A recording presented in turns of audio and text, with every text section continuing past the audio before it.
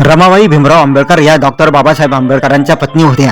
अत्यंत गरिबी व दुःखात जीवन जगून त्यांनी बाबासाहेबांच्या उच्च शिक्षणासाठी व सामाजिक कार्याला अखंड पाठिंबा दिला. त्यांच्या निस्वार्थ त्यागामुळे त्यांना रमाई म्हणून आदराने संबोधले जाते. रमाईंच्या वडिलांचे नाव भिकू धुत्रे वलंगकर व आईचे नाव रुक्मिणी वलंगकर होते. बालपणीच आई वडिलांचे छत्र हरपल्याने त्या काका व मामाकडे मुंबईत लहानाच्या मोठ्या झाल्या. त्यांचा जन्म 7 फेब्रुवारी 1898 रोजी झाला होता. 1906 मध्ये भाईखळ्याच्या भाजी मार्केटमध्ये डॉक्टर बाबासाहेब आंबेडकरांशी त्यांचा विवाह झाला होता. त्यांनी अत्यंत दारिद्र्य, 4 अपत्यांचे अकाली निधन आणि एकाकीपणा अनुभवला. डॉक्टर बाबासाहेब आंबेडकरांनी त्यांच्या थॉट ऑन पाकिस्तान या प्रसिद्ध पुस्तकाची अर्पण पत्रिका रमाईंना समर्पित करताना लिहिले आहे, तिने मला साध्या भिवाचा डॉक्टर आंबेडकर करण्यात साथ दिली. तिला हे पुस्तक अर्पण. रमाई केवळ गृहिणी नव्हत्या, त्या डॉक्टर बाबासाहेब आंबेडकरांबरोबर अनेक सभांना जात असत. त्या दलित वस्तीतील महिलांना एकत्र करून त्यांच्याशी संवाद साधत त्या महिलांना स्वच्छता, शिक्षण आणि व्यसनमुक्तीचे महत्त्व पटवून देत रमाईंना आर्थिक मदत देण्याचे अनेकांनी सुचवले, परंतु त्यांनी कोणाचीही फुकट मदत घेतली नाही. क्षणाचा गोवरा विकून त्यांनी प्रपंच चालवला.